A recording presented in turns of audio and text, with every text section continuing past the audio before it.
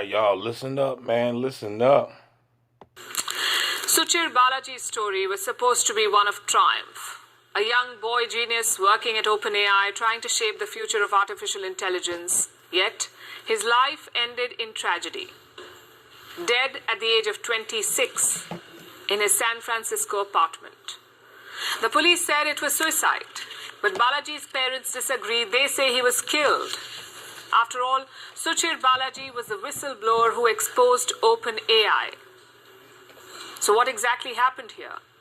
Was this suicide or murder? And why is Elon Musk asking for an FBI investigation?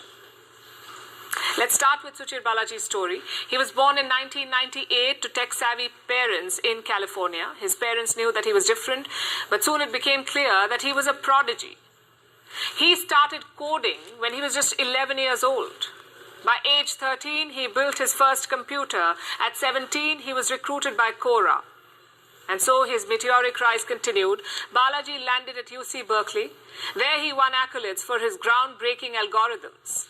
In 2018, he joined OpenAI as an intern. The company was a non-profit at that time, and its goal was quite clear: to ensure that AI benefits humanity. That's what OpenAI was about. And Balaji believed in that dream. He spent the next 4 years working towards it. But things changed in 2022. That's when ChatGPT was launched. It became extremely popular. OpenAI shifted towards profit. And Balaji's ideals clashed with the company's future path. There were multiple ethical questions, especially on how AI is trained.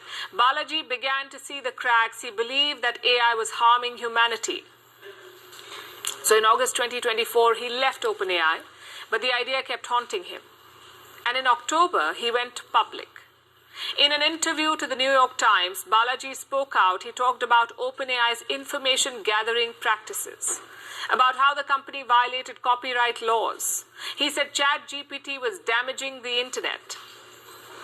And with this, Suchir Balaji became the OpenAI whistleblower. He then went about his business. OpenAI kept working on new models. Balaji turned to new projects. He was planning a non-profit for medical AI. So everything seemed fine, basically, after that interview. But then things changed in November. On November 21st, Balaji celebrated his 26th birthday. He spoke to his parents. He talked about flying back home. And then he went MIA, missing in action. He did not answer calls. His mother went and knocked on his door. No one answered, so she got worried. She called the San Francisco police. They entered the apartment, and they found his body there.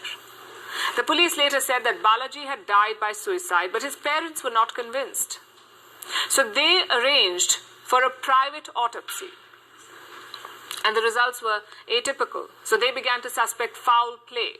Balaji's parents say that his apartment was ransacked, that there were signs of struggle. His mother has posted about it on X. And let me quote from what she said. "It's a cold-blooded murder declared by authorities as suicide. Lobbying in SF City does not stop us from getting justices. We demand FBI investigation." So the family are now calling for an FBI investigation, and they found a backer in Elon Musk. He too is asking for a probe. What about OpenAI? What have they said? When Suchir died, the company said they were devastated, but they haven't said anything since then. Balaji's parents too have not mentioned OpenAI. They say that they're not pointing any fingers. But it inevitably raises questions. Did Balaji lose his life for speaking out? You see, being a whistleblower is not just courageous, it's also very dangerous. Speaking out against powerful entities comes with risks. It's also very dangerous. Speaking out against powerful entities comes with risks, not just courageous. He loses life for speaking out. You see, being a whistleblower is not just courageous, it's also very dangerous. Speaking out against powerful entities comes with risks. There can be lawsuits, financial trouble. Whistleblowers can lose friends, they can be called traitors, and when there's big money at stake, the risk escalates. We've seen quite a few examples across the world. But Balaji's case could take a different turn, and that's because of Elon Musk. He already has an axe to grind with OpenAI. Elon Musk and Sam Altman co-founded OpenAI in 2015. Musk left the organization 6 years ago, but he hasn't stopped questioning it since. He's raised concerns over direction, leadership, and profitability. He's also dragged OpenAI to court, so Elon Musk is likely to capitalize on this case. He already says it does not look like a suicide. Elon Musk has the power to push this forward. After all, he has the US president-elect's ear. As for the case, we cannot say if it was indeed suicide or murder. That's for the American police to find out. But we do agree it was indeed suicide or murder. That's for the American police to find out.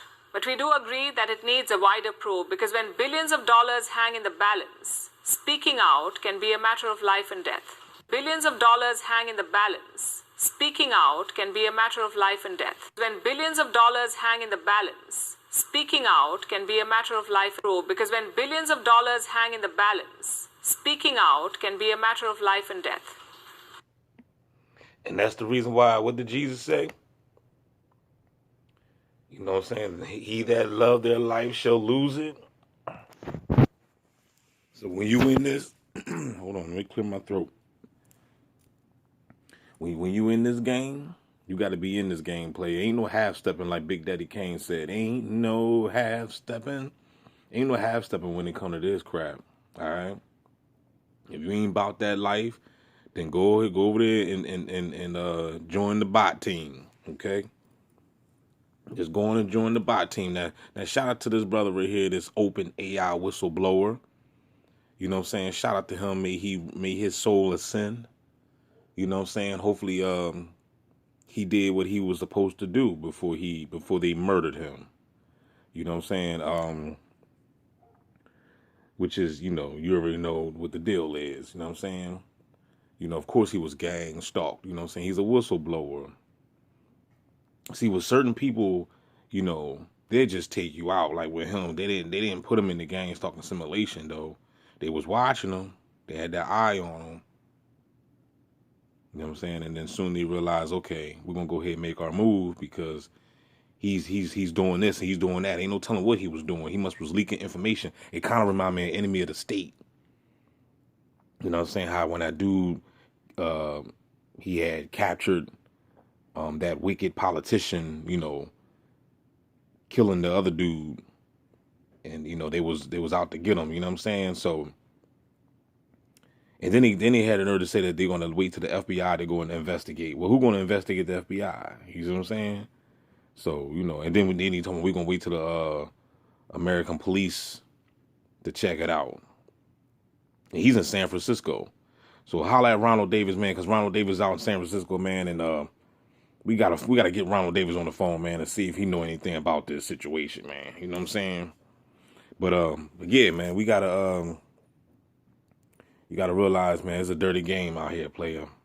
You gotta stay strong, man, no matter what. The beast got his eyes on you. Don't forget. The enemy is like a roaring lion seeking whom he may devour. With that being said, holla back, y'all. We out.